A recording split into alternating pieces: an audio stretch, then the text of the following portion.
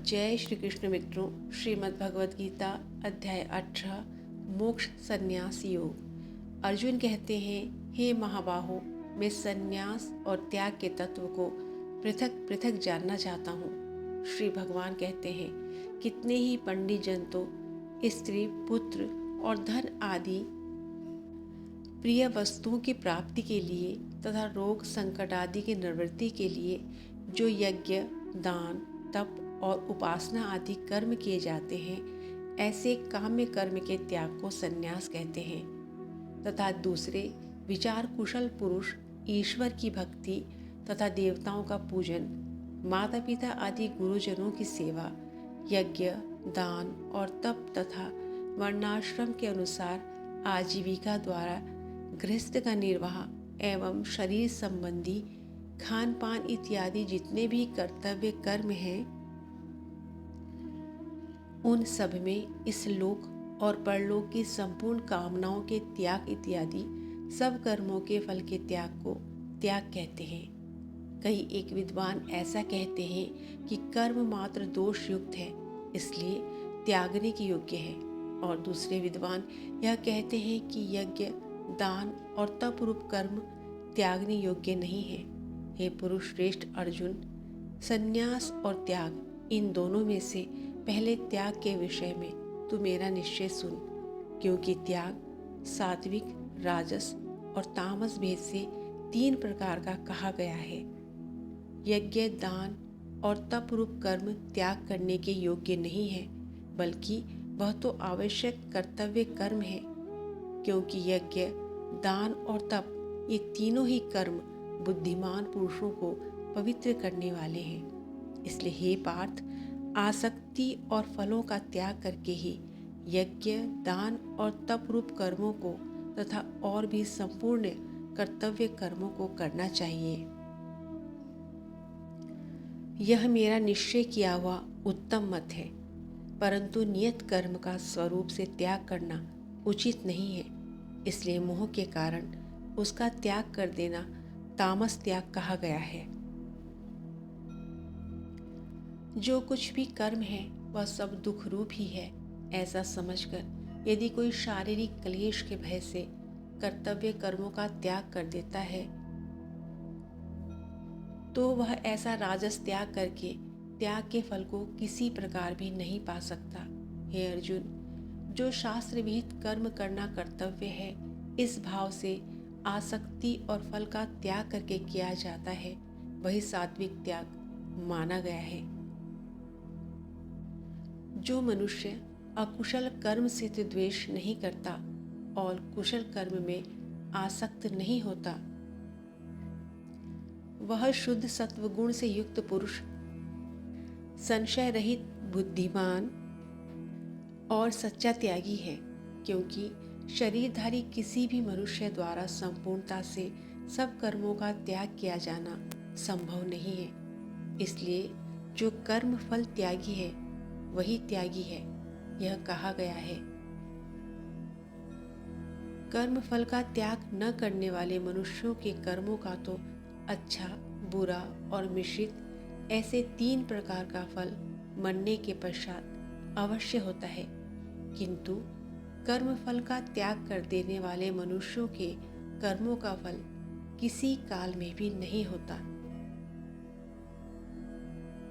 हे महाबाहो, संपूर्ण कर्मों की सिद्धि के ये 5 सूत्र कर्मों का अंत करने के लिए सांख्य शास्त्र में जो उपाय बतलाए गए हैं, उनको तुम मुझसे भली भांति जान। इस विषय में अर्थात कर्मों की सिद्धि में अधिष्ठान अर्थात जिसके आश्रय कर्म किए जाएं, उसको अधिष्ठान कहते हैं, और कर्ता तथा भिन्न भिन्न प्रकार के करण अर्थात जिन जिन इंद्रियादिकों और साधनों द्वारा कर्म किए जाते हैं, उनको करण कहते हैं, एवं नाना प्रकार की अलग अलग चेष्टाएं और वैसे ही 5वां हेतु अर्थात पूर्वकृत शुभ अशुभ कर्मों के संस्कारों को देव कहते हैं।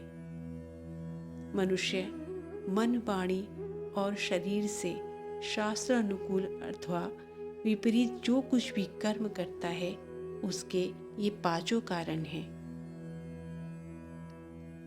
परंतु ऐसा होने पर भी जो मनुष्य अशुद्ध बुद्धि वाला अर्थात सत्संग और शास्त्र के अभ्यास से तथा भगवत अर्थ, कर्म और उपासना के करने से मनुष्य की बुद्धि शुद्ध होती है, इसलिए जो उपर्युक्त साधनों से रहित है उसकी बुद्धि अशुद्ध है ऐसा समझना चाहिए। ऐसा अशुद्ध बुद्धि वाला मनुष्य कर्मों के होने में केवल शुद्ध स्वरूप आत्मा को कर्ता समझता है।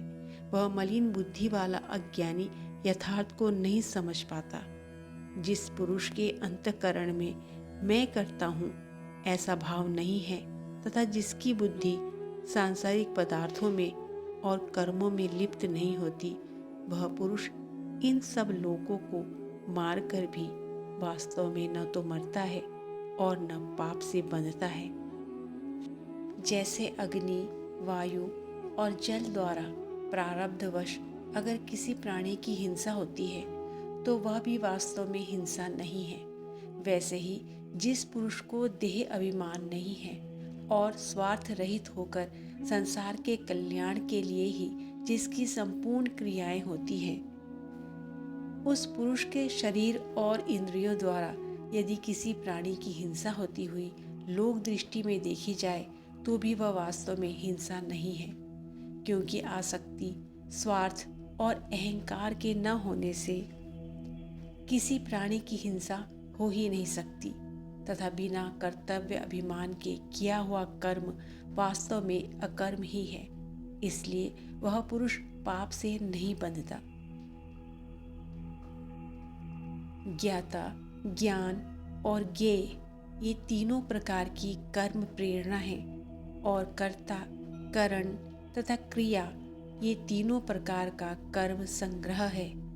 गुणों की संख्या करने वाले शास्त्र में ज्ञान, कर्म तथा कर्ता के गुणों के भेद तीन तीन प्रकार के बतलाए गए हैं। उनको भी तुम मुझसे भली भांति सुन। जिस ज्ञान से मनुष्य पृथक पृथक सब भूतों में एक अविनाशी परमात्म भाव को विभाग रहित समभाव से स्थित देखता है, उस ज्ञान को तू सात्विक जान। किंतु जो ज्ञान अर्थात जिस ज्ञान के द्वारा मनुष्य संपूर्ण भूतों में भिन्न भिन्न प्रकार के नाना भावों को अलग अलग जानता है, उस ज्ञान को तू राजस ज्ञान समझ। परंतु जो ज्ञान एक कार्य रूप शरीर में ही संपूर्ण के सदृश आसक्त है तथा जो बिना युक्ति वाला तात्विक अर्थ से रहित और तुच्छ है, वह तामस कहा गया है। इसके विपरीत जो कर्म शास्त्र विधि से नियत किया हुआ और कर्तापन के अभिमान से रहित हो तथा फल न चाहने वाला पुरुष द्वारा बिना राग द्वेष के किया गया हो, वह सात्विक कहा जाता है। परंतु जो कर्म बहुत परिश्रम से युक्त होता है तथा भोगों को चाहने वाले पुरुष द्वारा या अहंकार युक्त पुरुष द्वारा किया जाता है, वह कर्म राजस कहा गया है। और जो कर्म परिणाम, हानि, हिंसा और सामर्थ्य को न विचार कर केवल अज्ञान से आरंभ किया जाता है, वह तामस कहा जाता है। इसके विपरीत जो कर्ता संग रहित, अहंकार के वचन न बोलने वाला, धैर्य और उत्साह से युक्त तथा कार्य के सिद्ध होने और न होने में हर्ष, शोक आदि विकारों से रहित है, वह सात्विक कहा जाता है। जो कर्ता आसक्ति से युक्त, कर्मों के फल को चाहने वाला और लोभी है तथा दूसरों को कष्ट देने के स्वभाव वाला, अशुद्धाचारी और हर्ष शोक से लिप्त है, वह राजस कहा गया है। जो कर्ता अयुक्त, शिक्षा से रहित, घमंडी, धूर्त और दूसरों की जीविका का नाश करने वाला तथा शोक करने वाला, आलसी और दीर्घसूत्री अर्थात आज के कार्य को कल पर टालने वाला है, वह तामस कहा जाता है। हे धनंजय, अब तो मेरे द्वारा संपूर्णता से विभागपूर्वक कहा जाने वाला बुद्धि और धृति का गुणों के अनुसार 3 प्रकार का भेद सुन। हे पार्थ, जो बुद्धि प्रवृत्ति मार्ग अर्थात गृहस्थ में रहते हुए फल और आसक्ति त्याग कर भगवत अर्पण बुद्धि से केवल लोक शिक्षा के लिए कर्म करने का नाम प्रवृत्ति मार्ग है, और निवृत्ति मार्ग को, कर्तव्य और अकर्तव्य को, भय और अभय को तथा बंधन और मोक्ष को यथार्थ जानती है, वह बुद्धि सात्विकी है। हे पार्थ, मनुष्य जिस बुद्धि के द्वारा धर्म और अधर्म को तथा कर्तव्य और अकर्तव्य को भी यथार्थ नहीं जानता, वह बुद्धि राजसी है। और हे अर्जुन, जो तमोगुणों से घिरी हुई बुद्धि अधर्म को भी यह धर्म है ऐसा मान लेती है तथा इसी प्रकार अन्य संपूर्ण पदार्थों को भी विपरीत मान लेती है, वह बुद्धि तामसी है। हे पार्थ, जिस अव्यभिचारिणी धारण शक्ति से मनुष्य ध्यान योग के द्वारा मन, प्राण और इंद्रियों की क्रियाओं को धारण करता है, वह धृति सात्विकी है।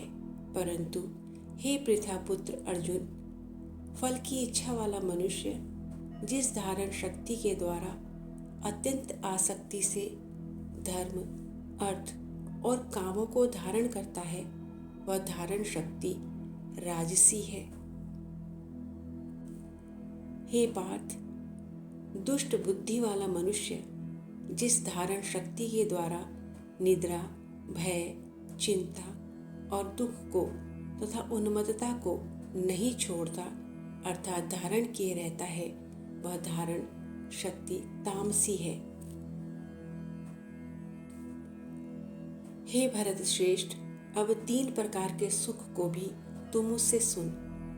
जिस सुख में साधक मनुष्य भजन, ध्यान और सेवादि के अभ्यास से रमण करता है और दुखों के अंत को प्राप्त हो जाता है, वो ऐसा सुख है जो आरंभ में विष के समान लगता है, परंतु अंत में इसका परिणाम अमृत तुल्य होता है।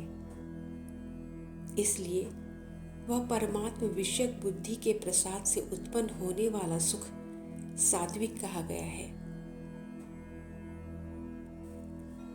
जो सुख विषय और इंद्रियों के संयोग से प्राप्त होता है, वह पहले भोगते समय तो अमृत तुल्य प्रतीत होता है, परंतु अंत में इसका परिणाम विष तुल्य होता है। इसलिए इस सुख को राजस कहा गया है तथा जो सुख भोग काल में और परिणाम में भी आत्मा को मोहित करने वाला है, वह निद्रा, आलस्य और प्रमाद से उत्पन्न सुख तामस कहा गया है। पृथ्वी में, आकाश में, देवताओं में तथा इनके सिवा और कहीं भी ऐसा कोई भी सत्व नहीं है जो प्रकृति से उत्पन्न इन तीनों गुणों से रहित हो। हे परंतप, ब्राह्मण, क्षत्रिय और वैश्यों के तथा शूद्रों के कर्म स्वभाव से उत्पन्न गुणों द्वारा विभक्त किए गए हैं। अंतःकरण का निग्रह करना, इंद्रियों का दमन करना, धर्म पालन के लिए कष्ट सहना, बाहर भीतर से शुद्ध रहना, दूसरों के अपराधों को क्षमा करना, मन, इंद्रिय और शरीर को सरल रखना, वेद शास्त्र, ईश्वर और परलोक आदि में श्रद्धा रखना, वेद शास्त्रों का अध्ययन अध्यापन करना और परमात्मा के तत्व का अनुभव करना, ये सब के सभी ब्राह्मण के स्वाभाविक कर्म हैं। शूरवीरता, तेज, धैर्य, चतुरता और युद्ध में न भागना, दान देना और स्वाभिमान, ये सब के सभी क्षत्रिय के स्वाभाविक कर्म हैं। खेती, गोपालन और क्रय विक्रय रूप सत्य व्यवहार ये वैश्य के स्वाभाविक कर्म हैं। यहाँ सत्य व्यवहार से तात्पर्य है झूठ, कपट और चोरी इत्यादि दोषों से रहित व्यापार तथा इन सभी उपरोक्त वर्णों की सेवा करना शूद्र का स्वाभाविक कर्म है। इसलिए अपने अपने स्वाभाविक कर्मों में तत्परता से लगा हुआ मनुष्य भगवत प्राप्ति रूप परम सिद्धि को प्राप्त कर लेता है और अपने स्वाभाविक कर्म में लगा हुआ मनुष्य अंततः जिस प्रकार से कर्म करके परम सिद्धि को प्राप्त होता है उस विधि को तू मुझसे सुन। जिस परमेश्वर से संपूर्ण प्राणियों की उत्पत्ति हुई है और जिससे यह समस्त जगत व्याप्त है, उस परमेश्वर की अपने स्वाभाविक कर्तव्य कर्मों द्वारा पूजा करके मनुष्य परम सिद्धि को प्राप्त करता है। अच्छी प्रकार आचरण किए हुए दूसरे के धर्मों से गुण रहित भी अपना धर्म श्रेष्ठ है, क्योंकि स्वभाव से नियत किए हुए स्वधर्म रूप कर्म को करता हुआ मनुष्य पाप का भागी नहीं बनता। अतएव हे कुंती पुत्र, दोष युक्त होने पर भी सहज कर्म को नहीं त्यागना चाहिए, क्योंकि धुएं से अग्नि की भांति सभी कर्म किसी न किसी दोष से युक्त है। अतः सर्वत्र आसक्ति रहित बुद्धि वाला, स्पृहा रहित और जीते हुए अंतःकरण वाला पुरुष सांख्य योग के द्वारा उस परम नैष्कर्म्य सिद्धि को प्राप्त कर लेता है, जो कि ज्ञान योग की परानिष्ठा है। उस नैष्कर्म्य सिद्धि को जिस प्रकार से प्राप्त करके मनुष्य ब्रह्म को प्राप्त कर लेता है, उसको ही कुंती पुत्र मैं संक्षेप में तुमको समझाता हूँ।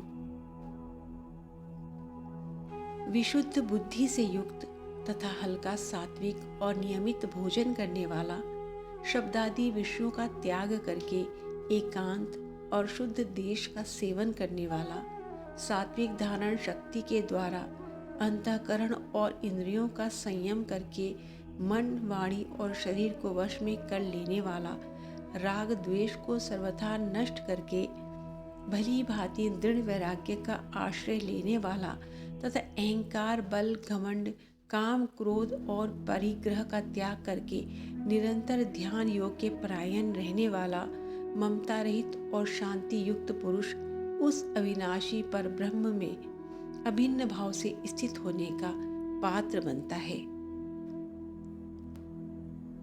फिर उस अविनाशी पर ब्रह्म में एक ही भाव से स्थित प्रसन्न मन वाला योगी न तो किसी के लिए शोक करता है और न किसी की आकांक्षा ही करता है। ऐसा समस्त प्राणियों में समभाव वाला योगी मेरी परम भक्ति को प्राप्त कर लेता है। मेरी उस परम भक्ति को प्राप्त करके वह मुझ परमात्मा को मैं जो हूँ और जितना हूँ ठीक वैसा का वैसा तत्व से जान लेता है तथा उस भक्ति से मुझको तत्व से जानकर तत्काल ही मुझ में प्रविष्ट हो जाता है। मेरा परायण हुआ कर्मयोगी तो संपूर्ण कर्मों को सदा करता हुआ भी मेरी कृपा से सनातन अविनाशी परम पद को प्राप्त कर लेता है। अतः तू भी सब कर्मों को मन से मुझ में अर्पण करके तथा संबुद्धि रूप योग को अवलंबन करके मेरे परायण और निरंतर मुझ में अपने चित्त को स्थिर कर उपर्युक्त प्रकार से मुझ में अपने चित्त को स्थिर करके तू मेरी कृपा से समस्त संकटों को अनायास ही पार कर जाएगा। और यदि अहंकार के कारण मेरे वचनों को न सुनेगा तो तू नष्ट हो जाएगा, अर्थात परमार्थ से भटक जाएगा। और अगर तू अहंकार का आश्रय लेकर यह मान रहा है कि मैं युद्ध नहीं करूँगा, तो तेरा यह निश्चय मिथ्या है, क्योंकि तेरा स्वभाव तुझे बलवश युद्ध में लिप्त कर देगा। हे कुंती पुत्र, जिस कर्म को तू मोह के कारण करना नहीं चाहता, उसको भी अपने पूर्वकृत स्वाभाविक कर्म से बंधा हुआ होने के कारण वो कर्म तेरे द्वारा हो जाएगा। हे अर्जुन, संपूर्ण प्राणियों की आत्मा को शरीर रूपी यंत्र प्रदान कर जो अंतर्यामी परमेश्वर अपनी माया से उन्हें उनके कर्मों के अनुसार भ्रमण कराता है, वह परमात्मा सब प्राणियों के हृदय में विद्यमान है। हे भारत, तू सब प्रकार से उस परमेश्वर की ही शरण में जा। उस परमात्मा की कृपा से ही तू परम शांति को तथा सनातन परम धाम को प्राप्त कर पाएगा। इस प्रकार यह गोपनीय से भी अति गोपनीय ज्ञान मैंने तुम्हें बताया है। अब तू इस रहस्य युक्त ज्ञान को पूर्णतया भली भांति विचार कर जैसे चाहता है वैसे ही कर्म कर। संपूर्ण गोपनीयों से भी अति गोपनीय मेरे इस परम रहस्य युक्त वचन को तू फिर से सुन। तू मेरा अतिशय प्रिय है, इसलिए इस परम हितकारक वचन को मैं तुझसे अवश्य कहूँगा। हे अर्जुन, तू मुझ में मन वाला हो, मेरा भक्त बन, मेरी पूजा कर और मुझको प्रणाम कर। ऐसा करने से तू मुझे प्राप्त करेगा। यह मैं तुझसे सत्य प्रतिज्ञा करता हूँ, क्योंकि तू मुझे अत्यंत प्रिय है। संपूर्ण धर्मों को अर्थात संपूर्ण कर्तव्य कर्मों को मुझ में त्याग कर तू केवल मुझ एक सर्वशक्तिमान सर्वाधार परमेश्वर की ही शरण ग्रहण कर। मैं तुझे संपूर्ण पापों से मुक्त कर दूंगा, इसलिए अब तू शोक मत कर। तुझे इस गीत रूप रहस्यमय उपदेश को किसी भी काल में न तो तप रहित मनुष्य से कहना चाहिए, न भक्ति रहित मनुष्य से, और न बिना सुनने की इच्छा वाले से ही कहना चाहिए, तथा जो मुझ में दोष दृष्टि रखता है उससे तो कभी भी नहीं कहना चाहिए। जो पुरुष मुझसे परम प्रेम करके इस परम रहस्य युक्त गीता शास्त्र को मेरे भक्तों को कहेगा वह मुझको ही प्राप्त होगा, इसमें कोई संदेह नहीं है। और उससे बढ़कर मेरा प्रिय कार्य करने वाला मनुष्य में कोई भी नहीं है, तथा संपूर्ण पृथ्वी में उससे बढ़कर मेरा प्रिय भविष्य में दूसरा कोई होगा भी नहीं। जो पुरुष इस धर्म में हम दोनों के संवाद रूप गीता शास्त्र को पढ़ेगा उसके द्वारा भी मैं ज्ञान यज्ञ से पूजित होऊंगा, ऐसा मेरा मत है। जो मनुष्य श्रद्धा युक्त और दोष दृष्टि से रहित होकर इस गीता शास्त्र का श्रवण भी करेगा वह भी पापों से मुक्त होकर उत्तम कर्म करने वालों के श्रेष्ठ लोकों में जाएगा। हे पार्थ, क्या इस गीता शास्त्र को तूने एकाग्रचित्त होकर श्रवण किया है? और हे धनंजय, क्या अब तेरा अज्ञान जनित मोह नष्ट हो गया है? अर्जुन कहते हैं, हे अच्युत, आप ही कृपा से मेरा मोह नष्ट हो गया है और मैंने स्मृति प्राप्त कर ली है। अब मैं संशय रहित होकर स्थिर हो गया हूँ, अर्थात अब मेरा संशय पूर्णतः नष्ट हो गया है। अतः अब मैं आपके वचनों का पालन करूँगा। संजय कहते हैं, इस प्रकार मैंने श्री वासुदेव के और महात्मा अर्जुन के इस अद्भुत रहस्ययुक्त रोमांचकारक संवाद को सुना। श्री व्यास जी की कृपा से दिव्य दृष्टि प्राप्त कर मैंने इस परम गोपनीय योग को अर्जुन के प्रति कहते हुए स्वयं योगेश्वर भगवान श्री कृष्ण से प्रत्यक्ष सुना।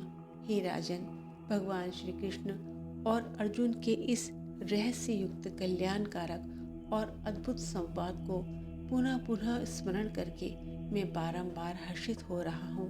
हे राजन, श्री हरि के उस अत्यंत विलक्षण रूप को भी पुनः पुनः स्मरण करके मेरे चित्त में महान आश्चर्य होता है और मैं अत्यंत हर्षित हो रहा हूँ। हे राजन, जहाँ योगेश्वर भगवान श्री कृष्ण हैं और जहाँ गांडव धनुषधारी अर्जुन है, वहीं पर श्री विजय, विभूति और अचल नीति है, ऐसा मेरा मानना है। इस प्रकार उपनिषद, ब्रह्म विद्या तथा योग शास्त्र रूप श्रीमद् भगवद गीता के श्री कृष्ण अर्जुन संवाद में मोक्ष संन्यास योग नामक 18वां अध्याय संपूर्ण हुआ। जय श्री कृष्ण।